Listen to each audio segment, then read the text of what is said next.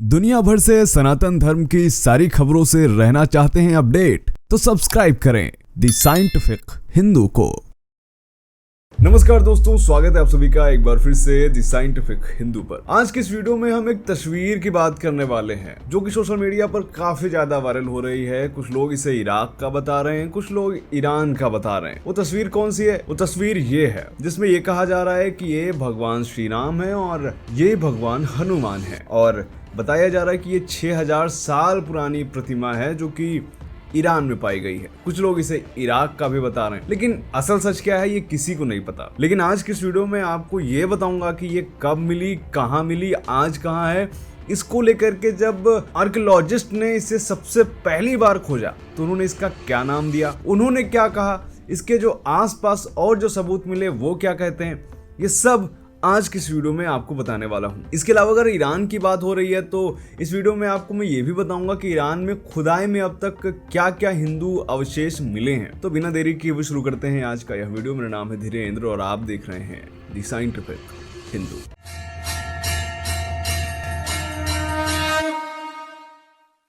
तो सबसे पहले आप इस प्रतिमा को देखिए, गौर से देख लिया, जिसमें अब आपको ये दिख रहा होगा कि ये भगवान श्री राम है और ये हनुमान है। लेकिन इसके पीछे एक और भी कहानी। जब मैं इस वीडियो के बारे में जानकारी कर रहा था तो मुझे एक वीडियो मिला जो कि YouTube पर अपलोडेड है। डेट 9 मई 2019 की है और टाइटल है Darband e Belula rock relief of Tardunni Iraqi Kurdistan.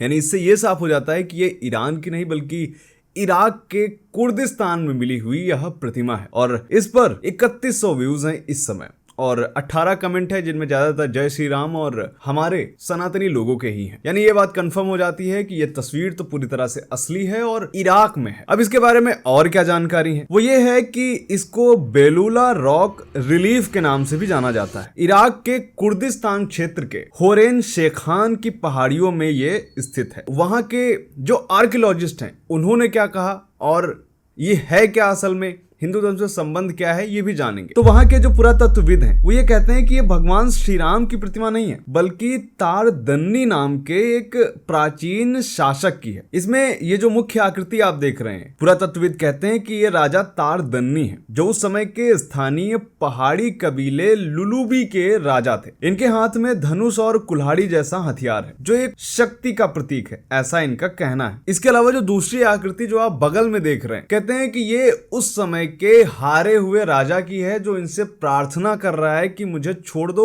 मुझ पे रहम दिखाओ। पुरातत्वविदों का यह कहना है कि ये प्राचीन मेसोपोटामिया की कला में राजाओं की जीत है, ये उसी का चित्रण है और ये 6000 साल पुरानी बताई जाती है। अब इसके बारे में अन्य पुरातत्वविदों की भी बात कर लेते हैं जो कि इस तस्वीर के बारे में क्या कहते हैं। क्या वाकई में ये उस समय के राजा तारदन्नी है? दरअसल ज्यादातर पुरातत्वविद इस बात से एग्री नहीं है। अब हम इस तस्वीर को अपने एंगल से देखते हैं जो अन्य पुरातत्वविद कहते हैं। सबसे पहले उन पुरातत्वविदों ने ये कहीं नहीं बताया कि जो धनुष आया वो कहां से आया। धनुष के बारे में उनके पास पूरा क्लियर एक्सप्लेनेशन नहीं है। इससे साबित होता है कि ये धनुष है। और दूसरी बात, अगर आप बगल में एक व्यक्ति को देखेंगे, अगर वो युद्धबंदी है तो उसके पास एक गदा जैसी आकृति कहां से आई, ये भी बात आपको हैरान करेगी। ध्यान से आप इस तस्वीर को देखेंगे तो ये क्लियरली गदा दिख रहा है। तो क्या वहां के जो युद्धबंदी थे वो गदा रखते थे और जो राजा था सिर्फ वही धनुष रखता था? अगर ये दोनों युद्धबंदी हैं तो दोनों के पास धनुष होना चाहिए था, और अगर नहीं था तो सामने वाले व्यक्ति के पास भी कुछ नहीं होना चाहिए था, लेकिन उसके पास धनुष है। और हम हर जगह देखते हैं कि जहां पर भी भगवान श्री राम की मूर्ति मिली है उनके हाथ में धनुष था और बगल में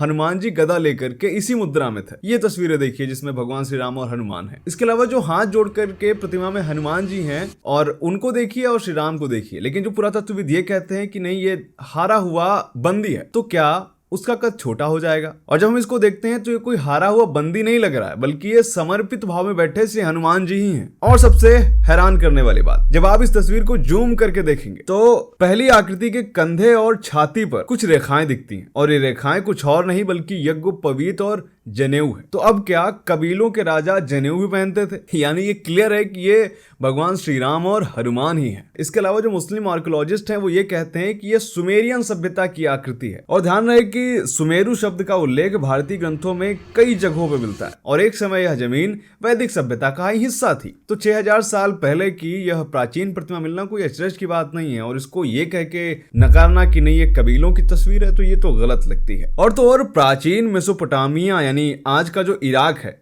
यहाँ के तमाम राजाओं के नाम में राम या रामू शब्द आता था। जैसे अकादियन टाइम के समय राम सिंह थे, रिम सिंह थे। शोधकर्ता इसे कहते हैं कि ये भगवान श्री राम का ही प्रभाव था, उनके नाम की ही व्यापकता थी। तो इसी से आप अंदाजा लगा सकते हैं कि कैसे ये भगवान श्री राम और हनुमान जी की ही प्रतिमा है जो कि इराक में पाई गई थी। तब आपको क्लियर हो गया होगा इस मूर्ति के बारे में, इस प्रतिमा के बारे में सब कुछ पता चल गया होगा। हालांकि आपका क्या सोचना है वो मुझे आप कमेंट में बता सकते हैं। क्या आप ये बात मानते हैं, नहीं मानते हैं, वो आप अपनी राय रख सकते हैं। तो ईरान में दोस्तों कितने हिंदू रहते हैं, सबसे पहले आपको ये बता देते हैं। दरअसल प्यू रिसर्च सेंटर की रिपोर्ट के अनुसार 2020 में यहाँ पर 20,000 हिंदू जनसंख्या थी, और ये ज्यादातर डॉक्टर, इंजीनियर, IT एक्सपर्ट्स और स्टूडेंट्स थे। ज्यादातर ये लोग तेहरान, बंदर अब्बास और जहदान जैसी जगहों पे हैं। ईरान के कुछ फेमस मंदिर हैं। बंदर अब्बास का विष्णु मंदिर है, ये 1892 में बनवाया गया था। जहदान में एक आर्य समाजी मंदिर है। इसके अलावा यहाँ पर एक इस्कॉन मंदिर भी हुआ करता था। जब विकिपीडिया के पेज हिंदुइज्म इन ईरान पे जाते हैं तो यहाँ पर इन मंदिरों की पूरी डिटेल्स हैं, लेकिन बात यह है कि ये मंदिर आज एग्जिस्ट ही नहीं करते हैं। कुछ ही मंदिर हैं जो एग्जिस्ट करते हैं, लेकिन ज्यादातर मंदिर जो इस्लामिक क्रांति से पहले थे उनको नष्ट कर दिया गया,